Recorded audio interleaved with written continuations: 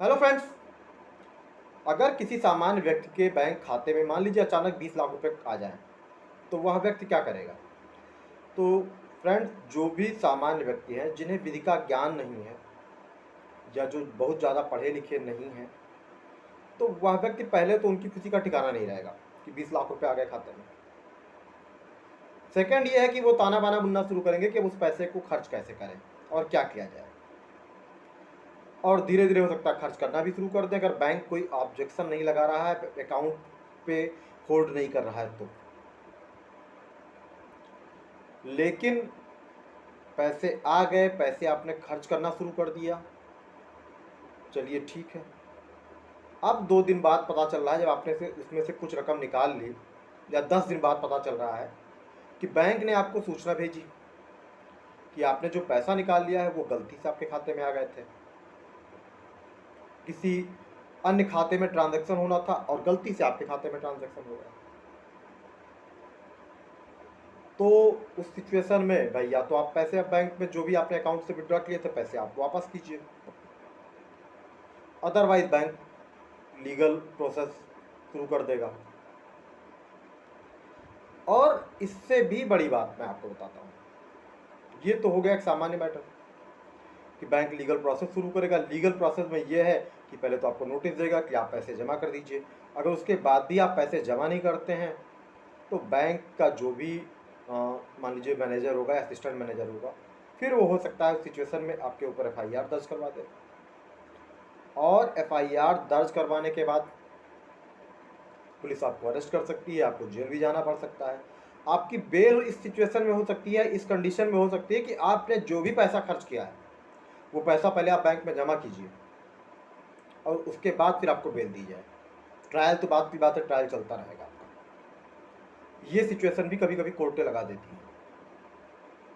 भले ही एफआईआर चाहे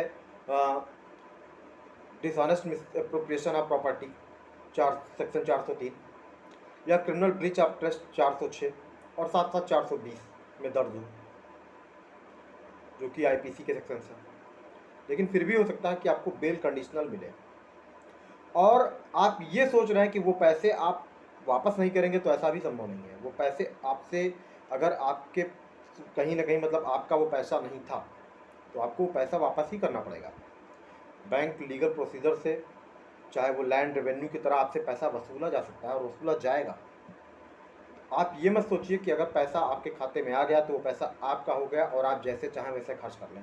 खास तौर पे जो सामान्य व्यक्ति हैं, जो कम पढ़े लिखे हैं, गांव के लोग हैं, विधि का जिन्हें ज्ञान नहीं है, ऐसे काम वही करते हैं कि थोड़ी सी अज्ञानता दिखाते हैं। नहीं तो जो पढ़ा लिखा व्यक्ति है, जो क्वालिफाइड है, जो समझदार है, जो बुद्धिमान है, वो थोड़ी सी सतर्कता दिखाता है। सबसे पहले तो अगर मान लीजिए ऐसा कोई ट्रांजैक्शन उसके अकाउंट में होता है तो वह पहुंचेगा बैंक और जानकारी करेगा कि उसके पास ये ट्रांजैक्शन कहाँ से आ गया। अगर उसका कोई ऑथेंटिकेट ट्रांजैक्शन नहीं होने वाला था, या उसका कोई ट्रांजैक्शन नहीं होने वाला था कि किसी व्यापार का रिलेटेड हो या बैंक से उसने लोन लिया हो, ऐसा कुछ हो, अगर उसके पास कोई ट्रांजैक्शन नहीं आने वाले थे, तो जो ट्रांजैक्शन आया हो किस आधार पे कहाँ से आया है।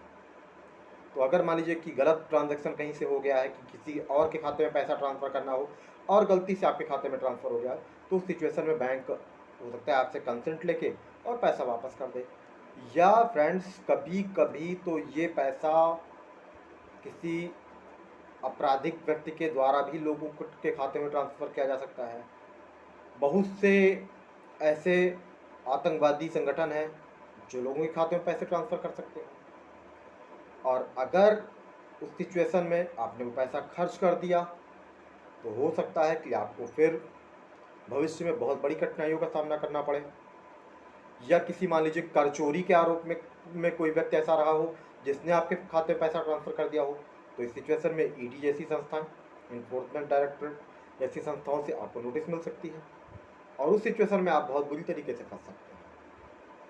तो ये हमेशा ध्यान रखिए कि अगर आपके पास अननोन सोर्स से कहीं भी बैंक अकाउंट में पैसा आ रहा है, जो पैसा आपका नहीं है, आपका लीगल ट्रांजैक्शन नहीं है, तो आप उस पैसे को लेकर बहुत ज़्यादा उत्साहित मत होइए।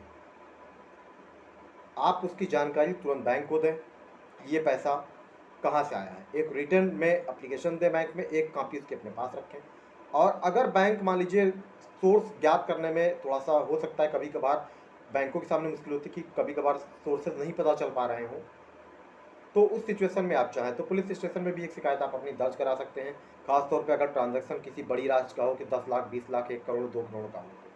अगर 1000-2000 रुपये का ट्रांजैक्शन है तो कोई मतलब नहीं है, आप बैंक को सूचित कर दीजिए कि अगर आपको लगता है कि आपका के खाते में किसी ने ट्रांसफ़र नहीं किया तो आप बैंक को सूचित कर दीजिए। अगर किसी का गलत ट्रांजैक्शन हुआ होगा तो वो ऑटोमेटिकली आपके कंसर्न से विड्रॉ हो जाएगा और डिडक्ट होकर आप उसके अकाउंट में जुड़ जाएगा, तो उसमें आपके लिए कोई सिचुएशन नहीं है। ऐसा ही सेम मैटर अभी मैं जैसे मैंने आपको बताया है, बिहार में एक मैटर हुआ है। बिहार के खगड़िया में एक व्यक्ति के खाते में 5.5 लाख रुपए गलती से आ गए और उस व्यक्ति ने पैसा देखा और पैसा देखने के बाद निकाल के खर्च भी कर दिया। बैंक के पास जब ये इन्फॉर्मेशन आई कि वो पैसा गलती से उसके खाते में ट्रांसफ़र हो गया था, तो बैंक ने उस पर्सन को बुलाया और समझाया कि आप ये पैसा वापस कर दीजिए। उस व्यक्ति ने कहा कि नहीं, ये पैसा मतलब उसके कुछ आप अपने अलग तर्क थे, उन तर्कों को मैं यहाँ नहीं कहना चाहूँगा, जो भी कुछ तर्क थे, लेकिन उस व्यक्ति ने कहा कि मैंने पैसा खर्च कर दिया और मैं पैसा वापस नहीं कर पाऊँगा। बैंक ने उसको एक लीगल नोटिस दिया, लीगल नोटिस का उसने रिप्लाई नहीं दिया। एट लास्ट फिर जब ज़्यादा बैंक के ऑफिसर्स परेशान हो गए तो उन्होंने एक FIR उस व्यक्ति के खिलाफ दर्ज करा दी। पुलिस ने उसे अरेस्ट कर लिया। अब हो सकता है उसको बेल मिले भी, तो कंडीशनल बेल मिले इस सिचुएशन में कि हाँ, आप पैसा जो भी आपने खर्च किया है वो पैसा आप जमा कर दीजिए, इसके बाद आपको बेल दी जाए। और पैसा तो वापस करना ही पड़ेगा अगर गलत सोच से आपके पास पैसा आ गया है, मान लीजिए गलती से ट्रांजैक्शन हो गया है, क्योंकि एक सामान्य सा मतलब आप जान लीजिए, एरर्स आर ह्यूमन नेचर, गलतियाँ करना मानव का स्वभाव है। तो मान लीजिए जो बैंक कर्मचारी है किसी के खाते में पैसा ट्रांसफ़र कर रहे हो, गलती से किसी के खाते में और ट्रांसफ़र हो जाए, ट्रांजैक्शन हो जाए, भले ही वो क्रॉस वेरीफाई भी होता है, लेकिन फिर भी एरर ह्यूमन का नेचर है, हो सकता है कि ऐसी गलती हो जाए। लेकिन फ्रेंड्स, अगर मान लीजिए किसी बैंक ऑफिशियल की गलती से ऐसा हो गया तो ठीक है, आपके ऊपर जो चार्जेस लगाए गए हैं वो हो सकता है बहुत ज़्यादा हैवी नहीं लगाए गए हैं। जो FIR दर्ज कराई गई वो भी थोड़ा सा नॉमिनल सेक्शन में है, लेकिन बहुत बड़े सेक्शन में FIR ना दर्ज हो। लेकिन अगर आप सोचिए कि जरा उसका दूसरा पहलू, कि अगर मान लीजिए वो पैसा कहीं ऐसे स्रोत से आ रहा है जिस कोई पर्सन ऐसा हो जिसने कर चोरी की हो, और कुछ मतलब NGOs वगैरह भी ऐसे आज के टाइम पे चल रहे हैं जो फ्रॉड कर रहे हैं, तो हो सकता है आपके खाते में पैसा उन्होंने ट्रांसफ़र कर दिया हो, या किसी आपराधिक व्यक्ति ने ट्रांसफ़र कर दिया हो अपने आप को बचाने के लिए, या किसी आतंकवादी संगठन ने आपके खाते में पैसा ट्रांसफ़र कर दिया हो। तो उस सिचुएशन में सोचिए फिर आपकी दशा क्या होगी। आप हो सकता है बहुत बड़ी मुश्किल में फंस जाएँ। तो इसलिए कभी भी अगर बैंक के अकाउंट में आपके इस तरह से कोई अननोन सोर्स से पैसा आ रहा है तो इसको आप हल्के में मत लीजिए, आप उसकी सूचना बैंक को दीजिए। ये मत सोचिए कि आप थोड़ी सी लालच मत दिखाइए कि आप वो पैसा अपने इस्तेमाल में कर लीजिए, बैंक को हो सकता है आपको बैंक ना नोटिस करे, ना पता चले, लेकिन फिर भी आप ये जान लीजिए कि आप आने वाले समय फिर मुश्किल में कहीं ना कहीं फंस सकते हैं। तो फ्रेंड्स, थोड़ा सा अवेयर रहिए, और आपकी जागरूकता ही आपको कहीं ना कहीं बड़ी मुश्किलों से फंसने में से बचा सकती है। तो फ्रेंड्स, अगर वीडियो पसंद आए तो वीडियो को लाइक करें, चैनल को सब्सक्राइब करें, ताकि आगे भी आपको ऐसे वीडियोस देखने को मिलते रहें। Thank you.